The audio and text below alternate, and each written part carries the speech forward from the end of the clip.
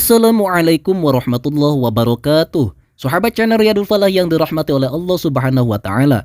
Pada kesempatan kali ini saya akan mengkisahkan tentang seorang pemabuk yang diampuni dosanya oleh Allah Subhanahu wa taala. Seperti apa kisahnya? Simak videonya sampai selesai, jangan di-skip karena banyak hikmah dan manfaat yang bisa kita ambil di dalamnya.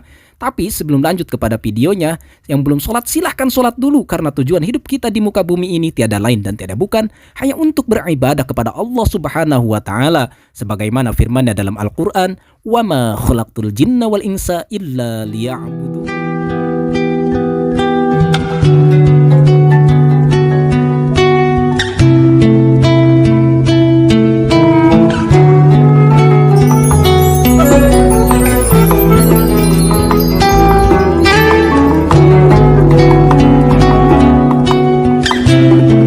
Sudah menjadi hukum sosial bahwa seseorang yang perbuatannya jelek dan sering menjadi gangguan bagi masyarakat, ia tidak akan diperdulikan lingkungannya ketika ia mengalami kesulitan atau bahkan meninggal.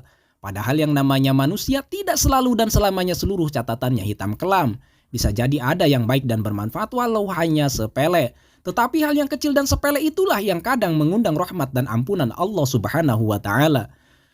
Pernah terjadi di Basra seorang pemabuk yang sangat buruk moralnya meninggal dunia. Istrinya memberitahukan hal itu kepada para tetangganya, tetapi mereka sama sekali tidak memperdulikan dan tidak mau merawatnya. Karena itu ia memanggil 4 orang buruh upahan untuk merawat jenazah dan kemudian membawanya ke musola. Tetapi sesampainya di sana tidak ada seorang pun yang hadir untuk menyolatkannya. Beberapa orang yang mengetahui hanya melihat dan membiarkannya setelah tahu siapa gerangan jenazah itu. 4 buruh itu pun tidak bisa melaksanakan sholat jenazah karena tidak tahu harus bagaimana. Istrinya itu memerintahkan orang-orang upahan itu untuk membawanya ke pinggiran hutan dan menguburkannya di sana. Tidak jauh dari hutan tersebut ada sebuah bukit yang di sanalah seorang soleh dan juhud menyendiri untuk beribadah kepada Allah Subhanahu wa taala. Ia tidak pernah turun dan berkumpul di masyarakat kecuali untuk melaksanakan sholat Jum'ah. Entah bagaimana asal muasalnya, tiba-tiba orang itu turun gunung dan mendatangi jenazah sang pemabuk yang tengah digali kuburannya itu. Dan ia menyolatkannya. Setelah itu ia duduk menunggu untuk memakamkannya. Peristiwa turunnya sang soleh dan zahid dari pertapaannya di atas bukit itu menjadi berita menggemparkan bagi masyarakat sekitarnya. Mereka merasa takjub atau heran sehingga datang berduyun-duyun ke pinggiran hutan tersebut. Salah satu dari tokoh masyarakat tersebut menghampiri orang soleh tersebut dan berkata, "Wahai Tuan, mengapa engkau menyolatkan jenazah orang ini sedangkan ia orang yang sangat buruk dan banyak sekali berbuat dosa kepada Allah?" Orang soleh itu berkata, "Aku diperintahkan tentunya melalui petunjuk turun ke tempat ini karena ada jenazah seseorang yang telah diampuni oleh Allah dosa-dosanya. Sedangkan tidak seorang pun di sana kecuali hanya istrinya," kata orang soleh tersebut.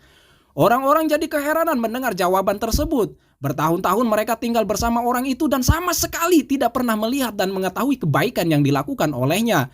Sang jahid tampaknya mengetahui kebingungan masyarakat, karena itu ia memanggil istrinya dan berkata, "Bagaimana sebenarnya keadaan dan perilaku suamimu itu?"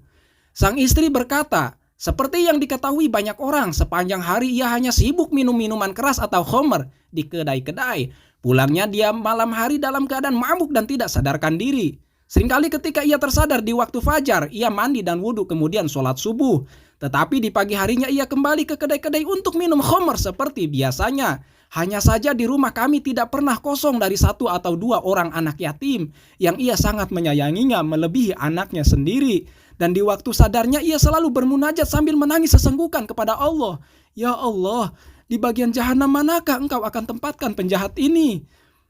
Sang jahid berkata, "Sungguh maha luas kasih sayang Allah, mungkin karena sangat sedikitnya kebaikan yang dilakukannya sehingga merasa rendah dan hina di hadapan Allah.